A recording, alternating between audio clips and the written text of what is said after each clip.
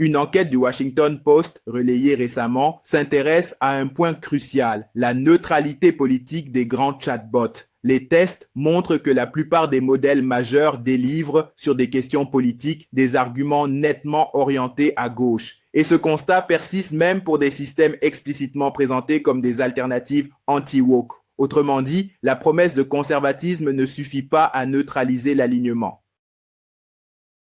Pour comprendre ce biais, l'enquête s'appuie sur une approche comparative. Le Washington Post interroge 6 modèles parmi les plus connus, incluant aussi des chatbots présentés comme conservateurs. Les questions couvrent des sujets politiques afin d'observer la nature des justifications. Ensuite, les réponses sont classées. Certaines ne contiennent que des arguments de gauche, d'autres que de droite, ou bien les deux. Ce protocole met en évidence une tendance récurrente à l'unilatéralité. Les chiffres résument bien l'écart.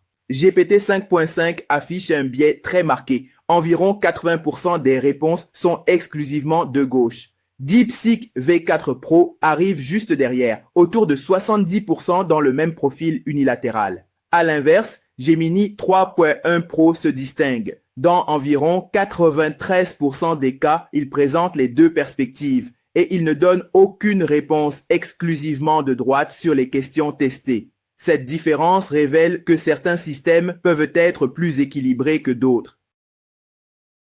En observant 4 modèles, on voit que la polarisation n'est pas uniforme, mais le schéma général reste stable. GPT 5.5 se distingue par une dominance nette de réponses exclusivement de gauche. DeepSeek V4 Pro suit une trajectoire très proche. Claude Opus 4.8 montre davantage de cas où les deux camps sont évoqués, mais reste davantage gauche qu'on attendrait d'une neutralité stricte. Enfin, Grok 4.3, pourtant promu comme truth-seeking et anti-woke, produit lui aussi plus de gauche que de droite sur l'ensemble.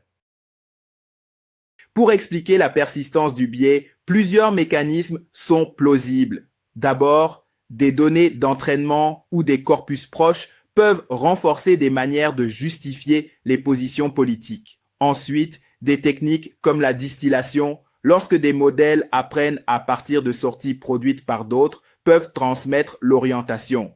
Enfin, l'observation de bascules ponctuelles suggère parfois une intervention de contrôle qui peut ajuster certaines réponses au cas par cas plutôt que garantir la neutralité globale. Le point central dépasse la simple étiquette gauche ou droite. Si un modèle refuse de dire certaines choses ou au contraire les énonce uniquement pour s'aligner sur une polarité perçue, la neutralité devient illusoire. Et dans des domaines où le consensus scientifique ou des droits fondamentaux sont en jeu, demander une réponse conservatrice peut aboutir à une relativisation des faits. L'enjeu pour les utilisateurs est donc de comprendre que l'argumentation produite n'est pas une opinion brute, c'est un résultat aligné. Par contraste, Gemini 3.1 Pro ressort comme l'exception. Dans les résultats rapportés, le modèle présente les deux perspectives dans la très grande majorité des cas, ce qui suggère un fonctionnement plus équilibré sur le plan de la présentation des arguments. Il ne délivre pas non plus d'argumentaire exclusivement droite sur les questions examinées. Cette divergence est essentielle. Elle indique qu'il n'existe pas une seule forme de biais IA uniforme, mais des comportements différenciés selon l'architecture, l'entraînement et les contrôles. L'enquête met en évidence un décalage entre promesses et comportements. Même des chatbots présentés comme anti-woke tels que Grok ne basculent pas majoritairement vers la droite sur la plupart des questions testées. De même, le modèle Aria de Gab, présenté comme fondé sur des valeurs chrétiennes et conservatrices, montre un biais gauche prononcé dans les réponses. Cela suggère que l'alignement provient de mécanismes plus profonds que la seule communication produit. D'où l'importance d'évaluer les systèmes à partir de tests concrets. Sur le plan pratique, cela change la manière d'évaluer et d'utiliser les chatbots en contexte politique. D'abord, les utilisateurs doivent considérer les réponses comme des sorties alignées, pas comme un débat neutre. Ensuite, les évaluations doivent porter sur des batteries de questions pour détecter les cas où le modèle bascule au contraire sur une thématique spécifique. Enfin, la responsabilité du déploiement implique une documentation des biais et des limites, afin d'éviter la confiance aveugle dans l'apparente solidité des arguments.